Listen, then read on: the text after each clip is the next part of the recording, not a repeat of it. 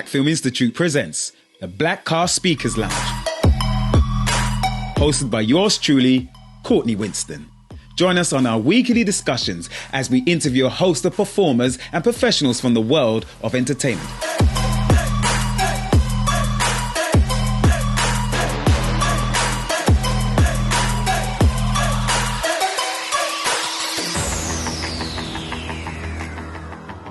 Thank you for joining us at Blackcast Speakers Lounge.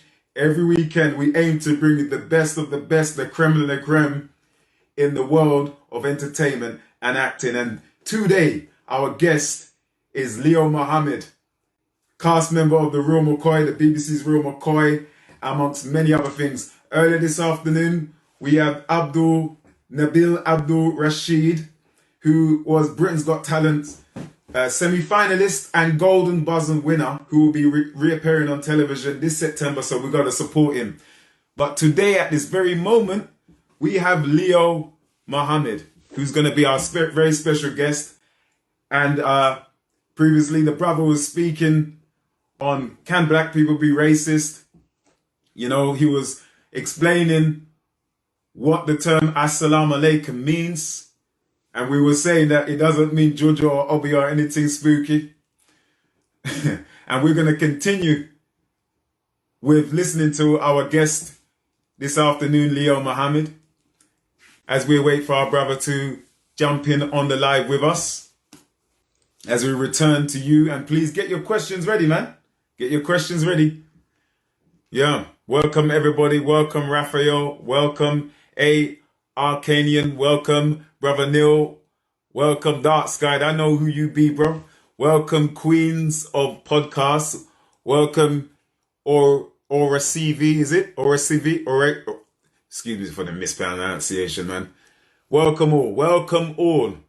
Welcome all. Please, wronga tell a friend. Wronga tell a friend. Wronga tell a friend, wronga tell a friend. We're about to get hot and heavy in here. We're about to get hot, and we're about to release the fire, Fire. It's going to be fire today, people. Who listened to our interview this afternoon? Yeah? With Nabil. Go up on the IG after this broadcast and listen to all of our previous videos, man. You're going to love and enjoy. So we are now about to re-welcome, big up, Dark Side, what you say? We're about to re-welcome our brother, our guest, Leo Mohammed, back on to the Insta Live. So don't go nowhere, man. Make sure your phone's charged up. You don't want to be missing this. Yes, brother Leo. Yes, sir. Yes, sir. Yes, sir. So where we were, brother, we were talking about this, say, for instance, the disparity between those who were arrested for having crack cocaine and powdered cocaine. Yeah.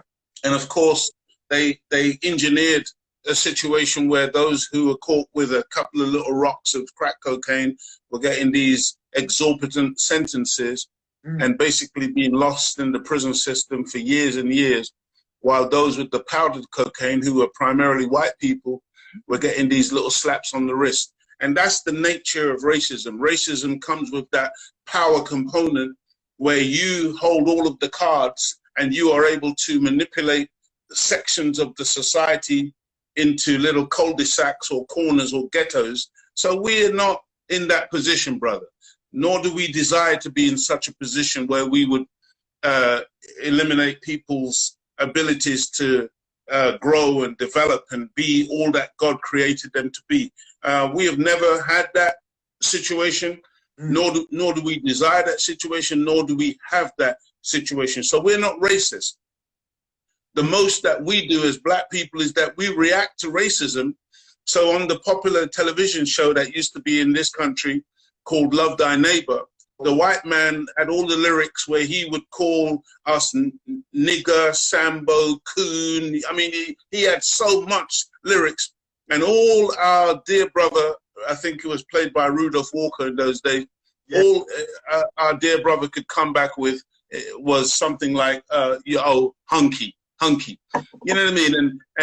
And name calling is one thing, but it's very base, and it's very without any type of real merit or power. And so the most we do, brother, is react to racism and do some name calling, or you know, respond in a kind of emotional way. But that doesn't make us racist. What that makes us is victims of racism, and you know, prejudiced is the reality of what we face on a daily basis as Black people. And as has been highlighted in various reports, Macpherson and all manner of reports, we live in an institutionally racist society. So that means the schools, the hospitals, that means the police, that means the court system, that means the very government itself is inclined toward biased when it comes to Black people. And what we witness on our planet today is a form of anti-Black racism, which is why when you see all of these different countries and people now standing up as a result of what happened to our brother George Floyd, some people are wondering, well, why are people standing up in Nigeria?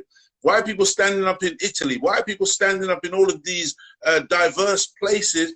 It's because everywhere where there is an African or a Black man and woman, that same racism has permeated the society, because white supremacy is a global phenomenon which has been pushed by Europeans for hundreds of years. And it's now part of the very DNA of the culture and the societies. And so, you know, brother, this is the reality of racism, and it's not something that they can lay at our door. And Black people must reject in every term and in the strongest possible ways any attempt by the enemy to label us as either racist or reverse racist, because we have the audacity to call out and to point out the racist. Exactly. And you know what, brother, I just want to speak about this of the Minister Farrakhan. He was banned from 1984? 1986. That's right, by the then Home Secretary. And that ban has not been lifted since. And the excuse, I even remember Piers Morgan on GMTV not too long ago was putting it towards Sadiq Khan, the mayor of London,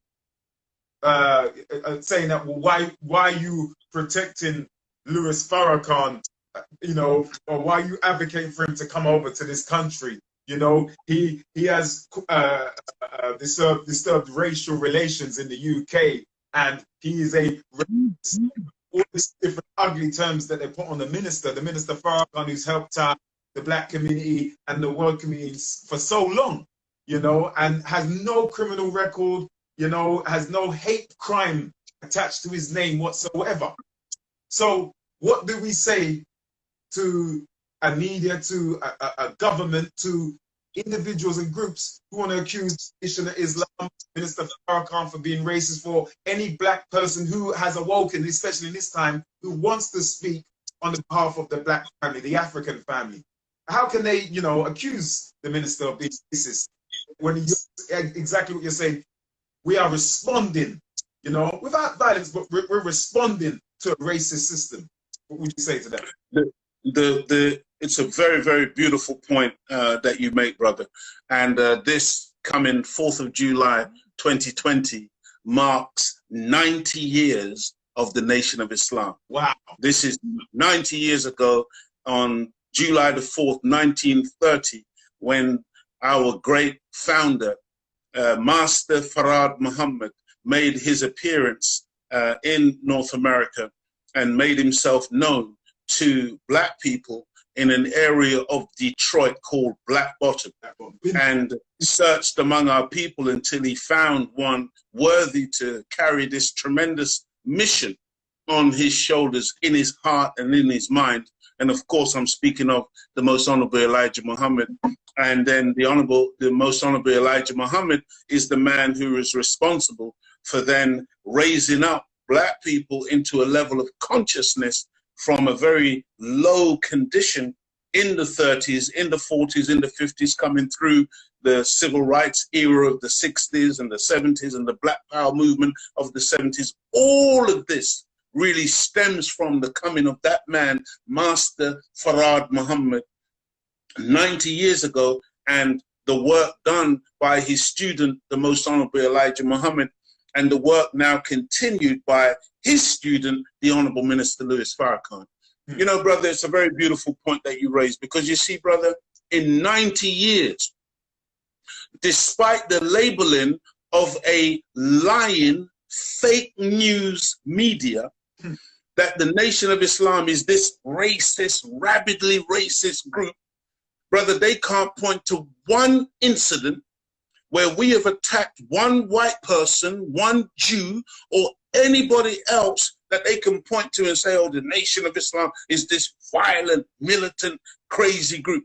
No, sir, it doesn't exist. And so the fake excuse that the British government used under Douglas Hurd at the time of the ban was that the ministers, and of course every Home Secretary since, has maintained that lie and continued that lie, was that the Honourable Minister Louis Farrakhan would be not conducive, his presence in the UK would not be conducive to the public good, and that they were afraid that following any meetings that he may have in the UK, violence would follow such meetings. But the Honourable Minister Louis Farrakhan has now been teaching black people on a global scale for the last 65 years. Wow. And 65 years, from the year 1955, the Honourable Minister Louis Farrakhan has been a member of the Nation of Islam, teaching our people, and there is not one recorded incident of any violence following any one of his meetings, including the greatest show of black unity in the history of the 20th century, which was that great event that took place on October the 16th, 1995, the Million Man March, the Day of Atonement, Reconciliation, and Responsibility, a feat which has never been repeated ever by anyone since the Honourable Minister Louis Farrakhan called for 1 million men to come to Washington, and nearly 2 million showed up. And so, brother, again, you know, so you can see that the lie is being exposed, and that this is just an excuse to maintain white supremacy, to maintain black people in a low down condition, and to disallow us to rise up into equality and parity, and to be able to have some of this earth that we can call our own, some of this land that we can call our own, that we can have an economic reality of our own, that we can have a social reality of our own, that we can have our own spiritual reality of our own. All of these things are being denied to black people because of a fear of Caucasians that we would come to parity and rival them and possibly go ahead of them. This is their fear, because unfortunately Caucasians have a mentality which in science is called the Cronus syndrome. It's the Cronus syndrome, which is a syndrome. You can look it up, Google it. It's the Cronus syndrome, which gives the person suffering from such disease the idea that they have an inherent right to rule. Wow. That they have an inherent right to be in a position of authority, and that anytime they feel that that position of authority is being challenged, they would move heaven and earth to keep that from happening, and they will resort to murder, they will resort to lying, they will resort to theft, they will resort to by any means necessary to maintain that position of authority or that position of rule, where they must be the center of attention at all times, and nobody else must ever aspire to that position. So this is it's a neurological, psychological, physiological, anthropological, historical reality that white people have a condition that causes them to behave in the manner in which they behave, to black people and to indigenous people all over our planet. Wow. It's like a mental illness, brother. That's deep, brother. And it reminds me of a book that I read. I can't remember the title of a book, but it talks about the psychological state of the European mind, brother. So, well, if you look at, say, for instance, somebody like Dr. Frances Cress Welsing, she goes into that psychology. The Keys to the Colors is one of her most well-known books, and she goes into all of that, and she goes into some of the reasons behind white racism and how there is a fear of genetic annihilation based on the fact that as original people, according to one of the white people's own geneticist and scientist, Mr. Mendel, he explains how dark skin or black skin is dominant, how dark eyes and the dark lens is dominant, how the blue eyes are recessive and the light skin is recessive, and you can take the recessive from the dominant, but you can't get the dominant from the recessive, which is proving who is the original people and where all of the colors come from. And the Keys to the Colors goes into this in scientific detail and explains how they understand that when they mix with us as a people, because our genetics are dominant, when they mix with us, all that happens is that we are reproduced and they are diminished. And so with this fear of genetic annihilation, that's why many of them have a propensity toward killing us, because they're in fear that if they don't kill us, we will eventually outbreed them and dominate the space on the planet. When you hear them talking, for instance, about, you will hear this thing, they talk about a population explosion and too many people on the planet. Whenever you hear that talk, they're not talking about themselves. They're talking about the black, the brown,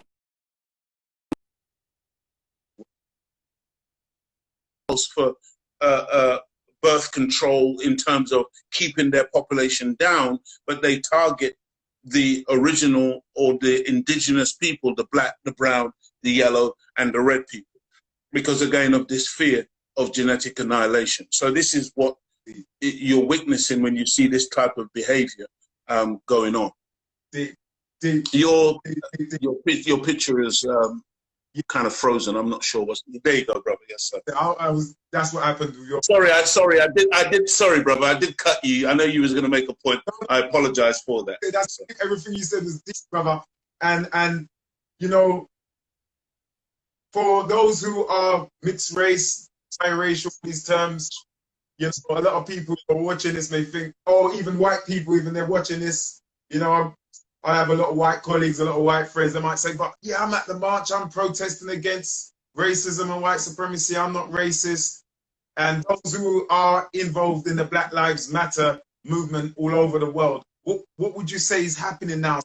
Would you say there's a change taking place amongst white people? Would you say now that there is a chance of some form of unity now? Or is it just a show that, you know, oh, well, we're just going to do it just for show? We're not be sincere about it. Are we right to question the intention, or is there a true change happening in the human fashion? What would you say, Brother Leo, about all of that? Yes, sir. Yes, sir. Great question, brother. There is change. The one constant in life, brother, is change. There's a Chinese philosophy that says that nothing is so permanent as never to change. And so as you sit here today, Brother Courtney, you're not the brother who you were 10 years ago. You're not the brother you were 15 years ago. And you're certainly not the brother you were when you were in the womb of your mother. Yes, sir. And there's a constant evolution and a constant change taking place within nature. And those who cannot change perish where they are. So change is inevitable, but what kind of change is determined by the consciousness of the people.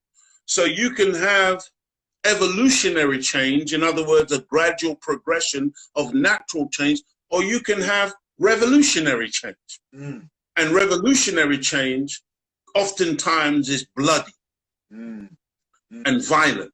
And just a quick aside, just before I go further on that, let me just say this, brother, because, you know, there's a lot of talk about the current demonstrations taking place in the street and how they must be peaceful and there mustn't be violence and there mustn't be looting or whatever. But please understand this, my dear brother. Yes, sir. The Western Hemisphere in which you and I find ourselves, the British Empire, which they boasted that the sun would never set on the British Empire, which once ruled nearly 2/3 of our planet and subjugated 2/3 of our planet and meted out colonialism and anti-black racism and our enslavement over 400 years. Brother, all of that activity was based on violence. Whoa. Our African continent was looted consistently and systematically, and the looting continues today. To this day. Fronted by multinational companies and government. So make no mistake about it, brother. This is sheer hypocrisy when you hear people saying, oh, well, you know, we need change, but there should not be any violence. Well, violence is how you manipulated the planet into changing to be in your favor. And when you start firing tear gas canisters and you start firing rubber bullets and you come out with a paramilitary police or a National Guard or any of the other paraphernalia that you have at your disposal, that's a manifestation of violence. And to continuously insist that, and by the way, these metal handcuffs that they put on us as brothers and sisters when they stop us in the street, and they squeeze the handcuff to such a degree that sometimes it cuts off the blood circulation to the hands. See, people don't even begin to realize, brother. I mean, I'm jumping all over the place here, but I'm so angered, to be honest with you, with some of the stuff that I hear on a daily basis. But what people don't understand is that, you know, what you witnessed with George Floyd, and having that knee on his neck, that's not some unusual thing that happens. That happens every single day. The vast majority of us, when that happens to us, we survive. But guess what? We survive with our nose scratched up from the pavement. Yes. You understand? We survive with a broken jaw where our head has been smashed into the pavement. We survive with loose teeth that have been made loosened by the police, smashing us in our face with their fist or their boot. We survive with nerve damage to our hands because the handcuffs were put on so tight. And then we go to get to the doctor and we can never get it ever to function properly again. We can no longer feel two of our fingers for months or years. We survive, but we are maimed for life and injured for life. That's just the physical injuries. Psychologically, we may have nightmares after that based on what happened to us that day when somebody had their knee on our neck for 10 minutes. Never mind 8 minutes and 46 seconds, but 10 minutes. Maybe we'll be wrestling with the police, with 6 or 7 police. I personally have wrestled with over 10 policemen in my history growing up as a young man in a small corridor in a house where they were arresting me for no other reason than they were looking for a brother of mine, and I happened to be in the home where they were looking for him, but he wasn't there.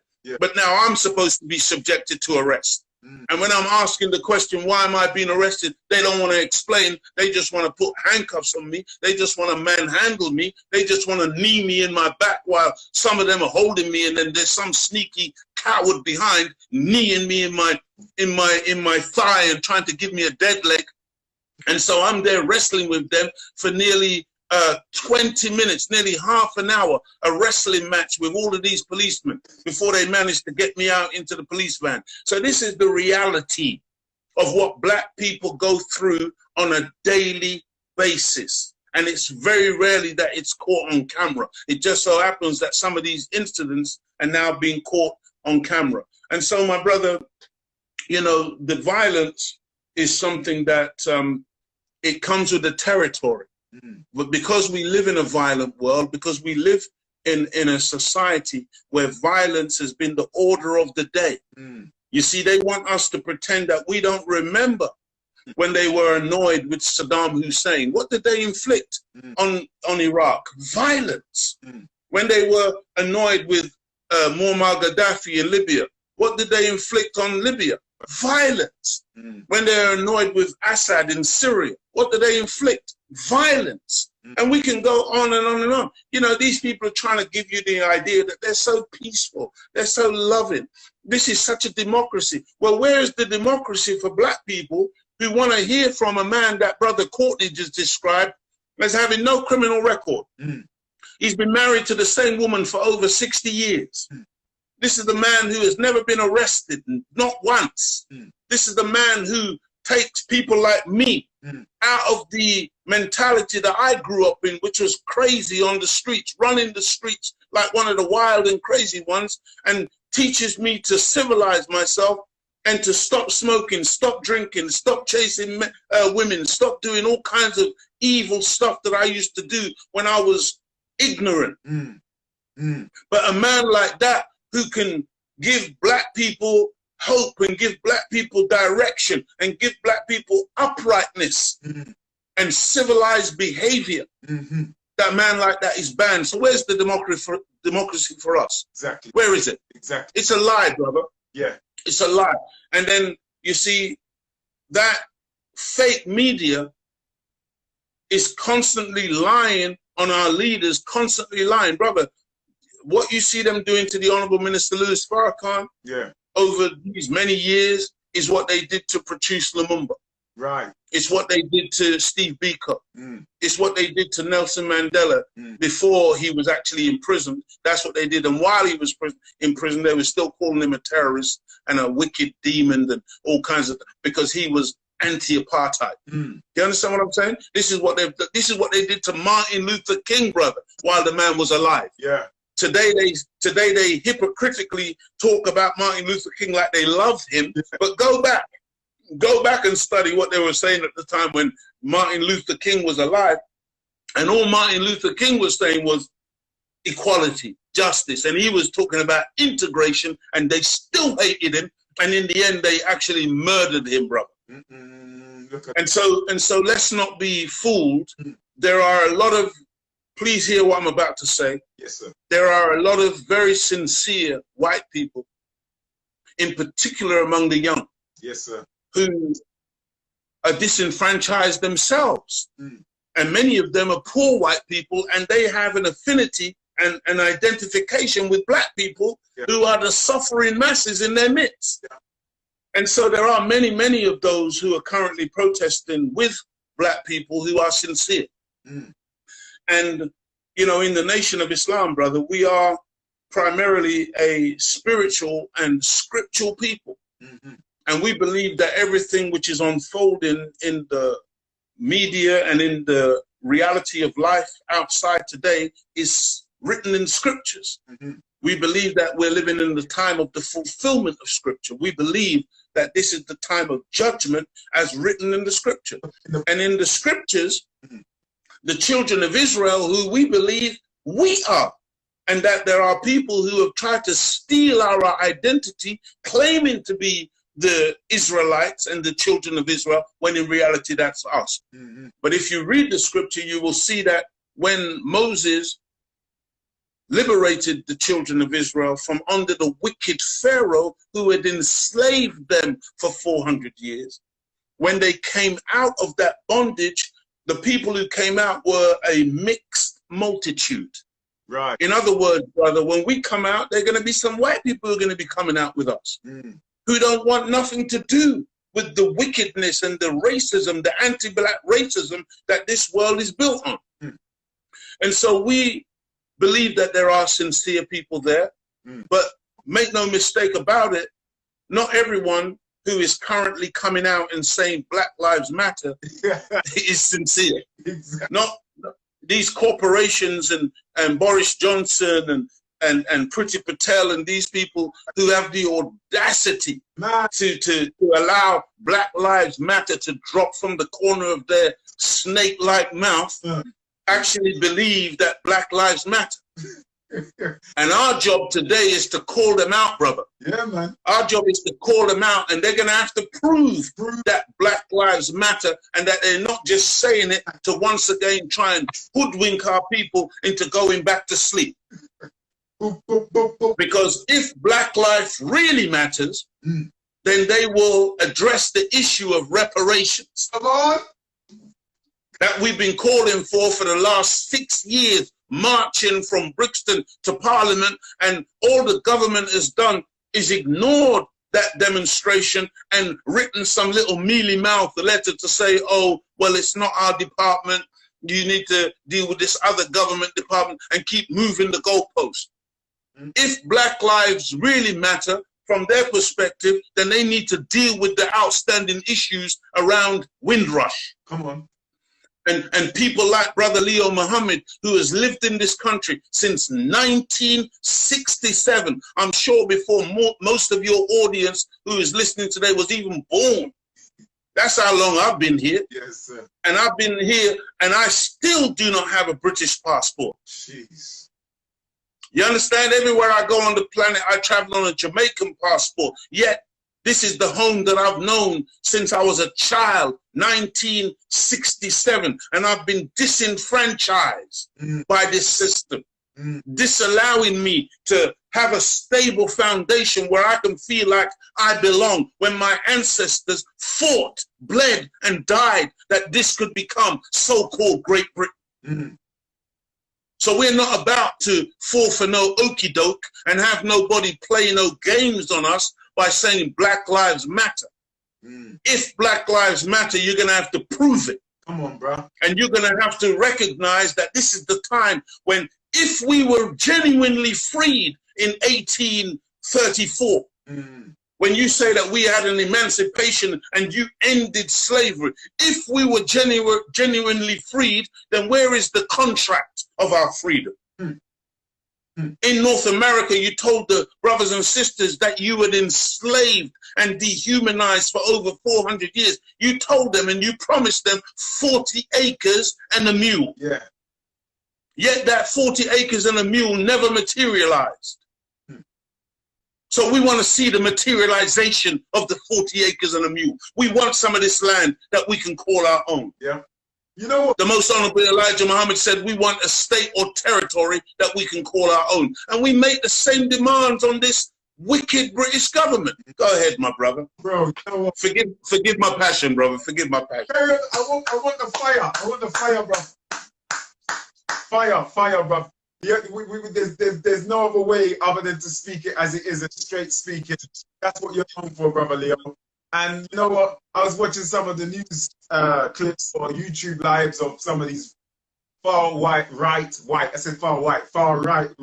groups. They were saying, yeah, racist, and they were chanting the football chants, racist is what we are, racist is what we are. If you don't like it, go black home. If you don't like it, go home. I'm like, so this place, didn't we build this place? Didn't we contribute to this? I mean, I don't mind going back to Africa, but I want the things that you stole from us as well, you know? Yes, sir. Yes, sir. British History Museum, everything that the Queen, what the Queen's got on her head, known as the Star of Africa. What else? Come on. The gold that you got in the Bank of England vaults. All, come on. You know? So, yeah, it's all right for these racist groups to go and say, yeah, go back home. And by the way, there were some black people marching with them, bro. Oh, yes, sir. Well, you know, brother, historically, brother, there's always been Tontos. Yeah. You see, the Lone Ranger always had his sidekick, Tonto. Yeah. Who would be a scout and a mascot and a stool pigeon for the Lone Ranger. I see a black man with Trump on his t-shirt saying, listen, if you don't like it, you can go home, in his beautiful Nigerian accent. Don't like it, you go home. And everyone's shaking his hand. And I'm like, bro, what are you doing? What's going to happen to you? God forbid if you're a victim. They're always, It's brutality. You know? they're always those, brother. Yeah. At the same time, we're one of the racist guys are laid out on the floor and we're carrying him on our back to safety. And I'm telling you, if it was me in that crowd, and I'm not going to no protests. That's just not my thing. But if it was me, I would have left them on the ground and said, yeah, there's the ambulance and I let them deal with it. I'm not carrying you on my back. Because you're Yes, sir. to come here to inflict harm on the peaceful protesters. Black peaceful Yes, sir. white peaceful protesters. You as a white trained racist came to do harm. But I'm seeing a lot of black people saying, yeah, this is great. Look, it shows black people in a positive image carrying a racist on our shoulder. I'm like, but hold on, is that going to change? We've been doing that for years. We've been trying to show the dominant society for years that, hey, we're harmless. We're not all robbers. We're not all muggers and rapists like the media say we are. We're good black folks. Look at us. We're helping racist people. I'm saying to people, look, I'm not applauding that. I know our nature. I'm not applauding that because we've been showing everybody how good we are, and it hasn't worked, you know. And so, what would you say to all of that, bruv? I know it's a lot of stuff that's going on with them, bruv. Sorry. Well, you know, in truth, brother, we are that. We are a good and righteous people, and that's just the nature of the black man and woman. We were the ones in the Crimea War. Giving them medical assistance. Yeah. We were the ones, I think her name was Mary Seacole. That's right. And we hear about the white nurse who they made famous, but nobody really hears about Mary Seacole in the Crimea, who basically looked after all of their wounded and dying.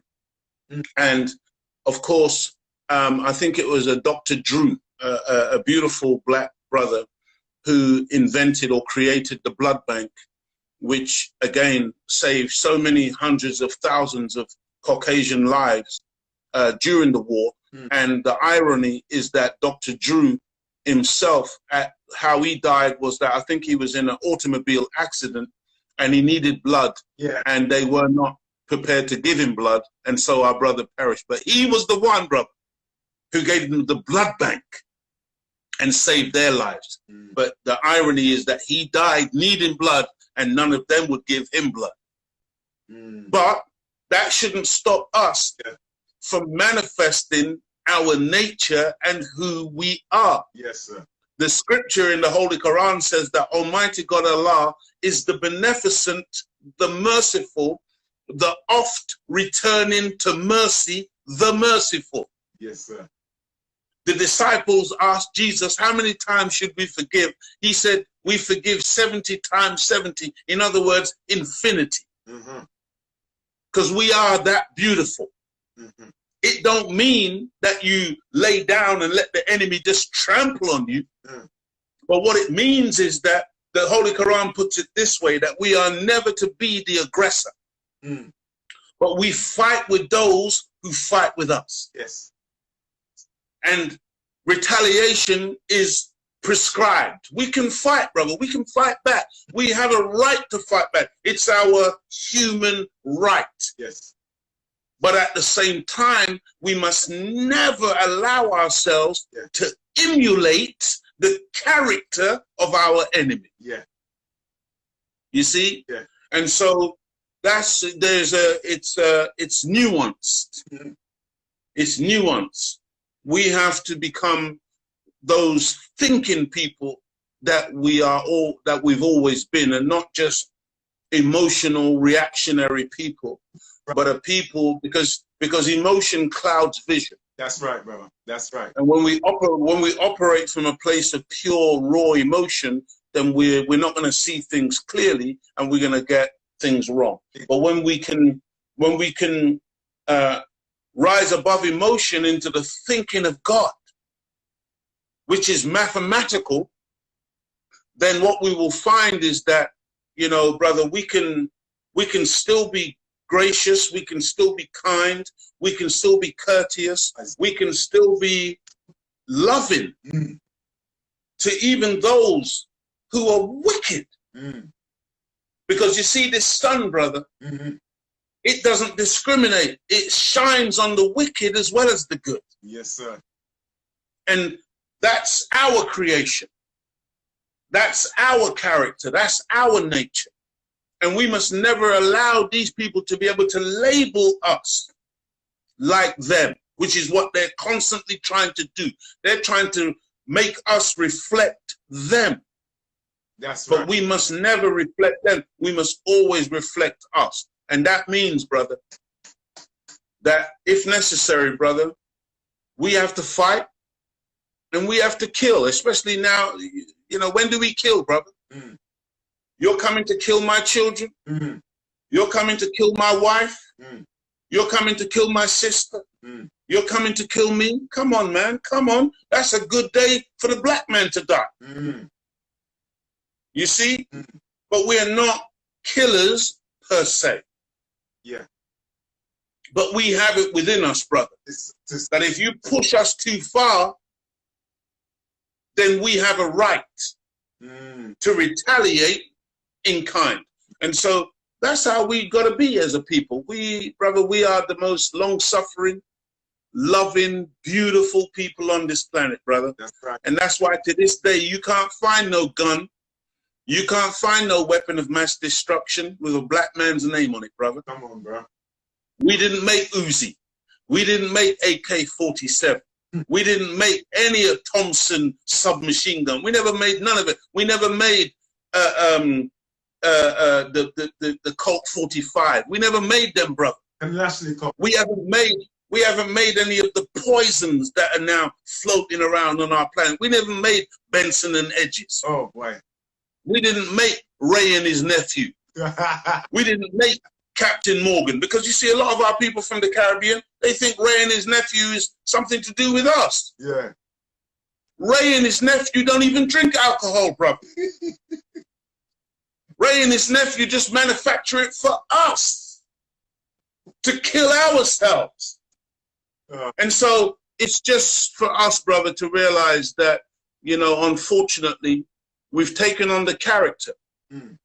Because remember, often people who are abused often become abusers. Yes, help people, help people. And when you know what I mean? When you've been subject to abuse for 400 years and you've lived among an abuser for 400 years, chances are some of that stuff is going to rub off, beloved. That's right.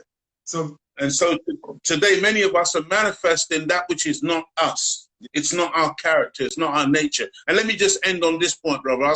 There's a video going around of 3 brothers in a car. Right. Saying that no black man should kill another black man after today, the 13th, which was, I think, yesterday. Yeah. And I say, beautiful, man. That's the talk now, brothers. Yeah. And I'm saying to all my brothers on the streets, come on, brothers, man. Understand who you're looking at when you see another black man.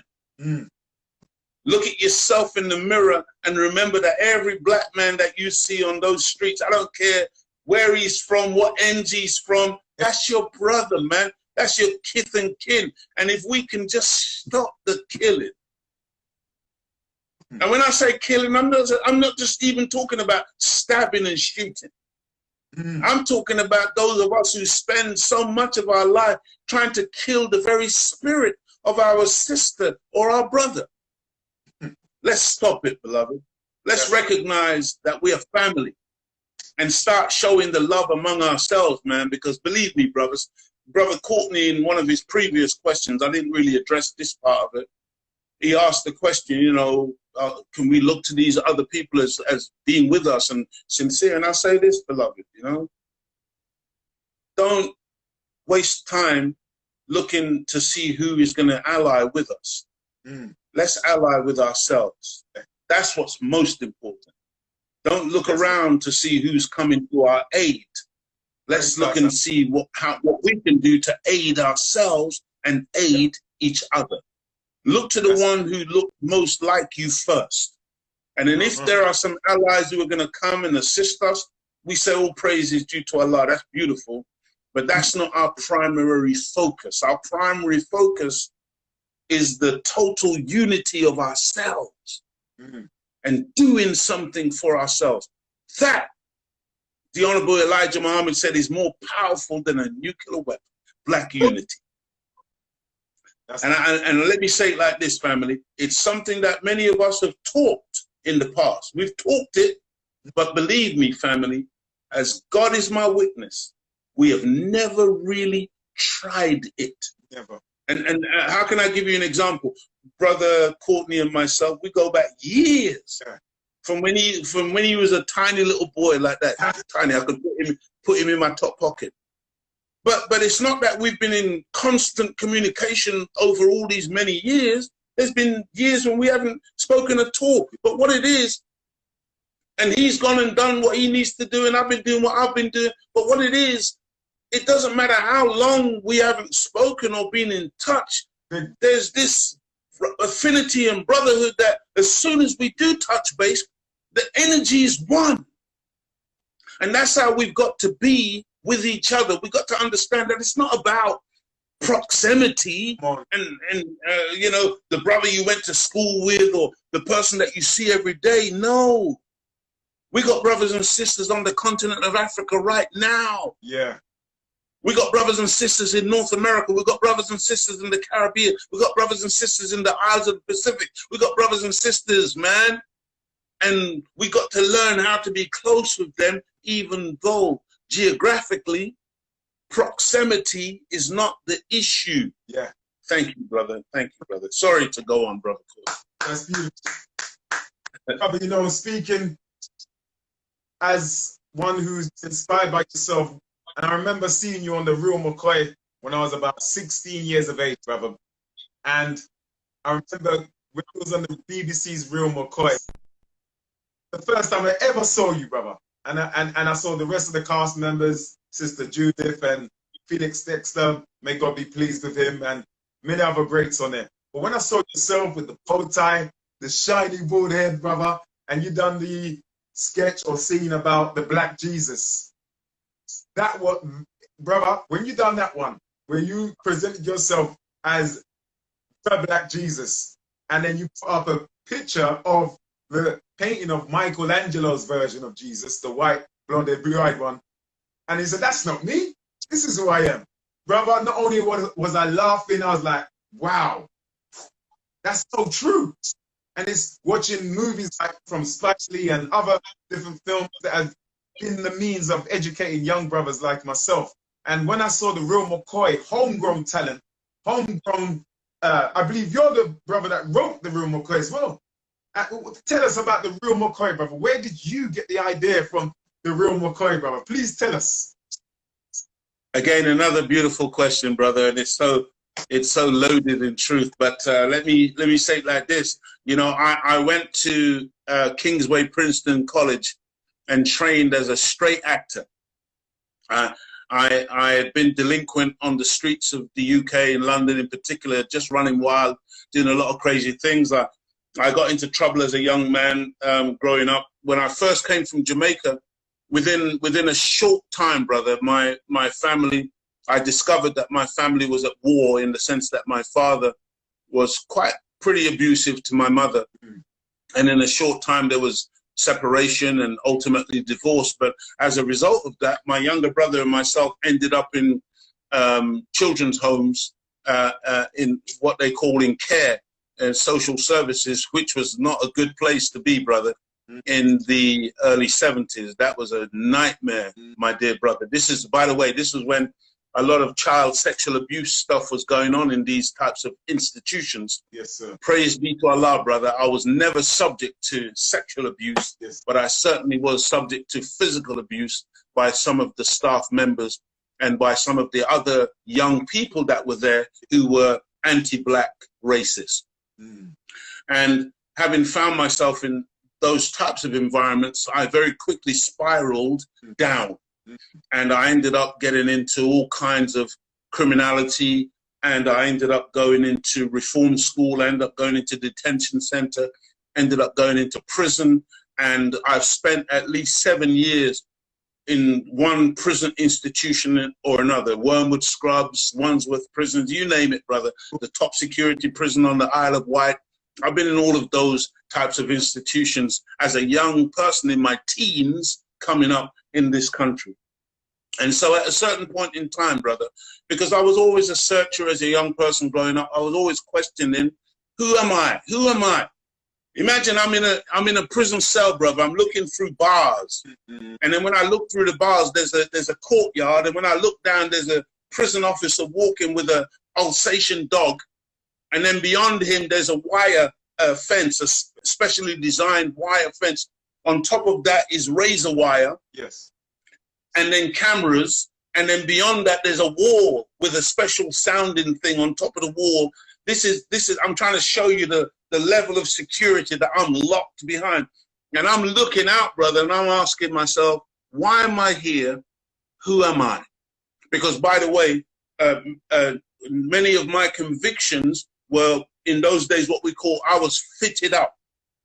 These were manufactured charges by the police. These were false accusations that we went to prison for. Let me just give you one example. I was imprisoned on a charge of being in possession of 14 offensive weapons with intention to cause injury to persons or persons unknown. And it was a completely made up and fake charge. But this is the kind of stuff, this was on when they had what they called the sus laws. We could get sent to prison for being a suspicious person. So, you know, brother, I found myself in this kind of life, and it was a very difficult life. And one would be constantly at loggerheads and in like in a kind of competition with the police, where we were like hunted creatures and the police were like the great white hunters on the streets. And so you developed like an ear. You had a keen ear. You could hear a police car just by the squeak of the brakes before it came around the corner. You know, you could recognize a policeman from 200 yards away, and he'd be wearing jeans and trainers. Yeah. But you would know that that was a police, and vice versa. They could recognize you because we were into criminality by then. Because what happened to me was that I began to wear the label that I've been labeled with. And I remember there was this beautiful brother with dreadlocks, beautiful brother, who was in our community. In those days, it was in South London, in the Wandsworth Road area. And this brother would always try and say to me and my friends, you know, "Una should steal that trouble, must be able yourself and don't get involved in other thing there and whatever." You know, his beautiful Jamaican accent. And I remember as a youngster saying to him, "Chuck, me a villain, man, me a villain." That's how foolish I was. That's how ignorant I was, because I was embracing that life. But at a certain point in time, brother, I got to a point where, you know, I knew that that lifestyle really wasn't for me. And one of these days I'm going to write about it, and I'm going to talk about that lifestyle, because I want to talk about it in order to really influence some of our young people who are currently caught up in that kind of world, and they think there's no alternative. But at a certain point in time, brother, I said, you know what? I know this is not for me, and I must make a change. And so I kind of went inside of myself, and then I realized that if I could become an actor, because I always, even in my ignorance, I always was a person who had particular kind of ideas, and I felt like I had something to say. And so I determined within myself that if I could become an actor, maybe I could say some of the things that were on my heart and in my mind. So then I went and I did this college course, as I said, to become an actor. And toward the end of the course, one of the last lessons was a lesson called cabaret. And it was very simple. The idea was that we would try and make all of our classmates laugh. And it turned out that I was pretty good at making everybody in the class really break up and fall over and laugh. And so the teacher of the class, a white man by the name of Piers Gladhill, he asked us if we would want to try out in a proper comedy club, right, and see if we could actually make people laugh. And so, you know, we said, okay. So he ran a club called the Black Cat Cabaret. I think it was over in Hackney. Right. And so we decided we were going to try out one particular night. We were going to do 5 minutes on the stage. And I remember my girlfriend at the time who became my first wife. We divorced now, and I'm married for the second time by the grace of Allah. But she was with me at the time, and I remember she was so nervous before I was due to go on the stage that she was physically sick. Wow. And that's a beautiful thing, because it showed that she was with me. She was, you know, she was feeling it as much as I was feeling it. Praise be to Allah. And she was a tremendous support to me in those days. And I thank God for her and for the wonderful children that we produced from that marriage. But I went on the stage, brother, and in the 5 minutes, I had the people rocking and rolling. These were regular people from the streets, you know, white people, mostly a white audience, but they were falling all over the place. And so when this was our teacher who was the compere of this comedy club, when he came back on the stage, he said, well, there you go, Leo Chester, who is going to be, obviously he's got a lot more material, got a lot more to say, and he's going to be big. And this is what he said in that first performance. So the next week we did it again, we tried it again, and it worked a second time. And literally, brother, from there, within a few months, I was on the stage at the Hackney Empire doing a stand-up gig. And then within a few more months after that, I had managed to secure my own venue at the George IV pub next to Brixton Prison on Brixton Hill. And I was running that, the back, it's the back of that pub.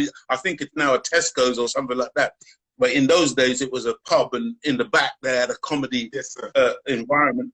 And I took over that, and I was running that on a weekly basis. And that's where I learned comedy. That's where I learned stand-up and learned to cut my teeth and come up with new material every week to entertain the audience. But in those days, I was still trying to find my voice, and I was experimenting with stand-up and whatever, and I was doing some of this Eddie Murphy type of stuff.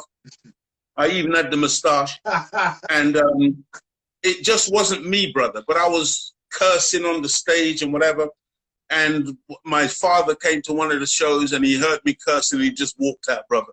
And that was the end of my cursing on stage. And it didn't sit well with me either. Yeah.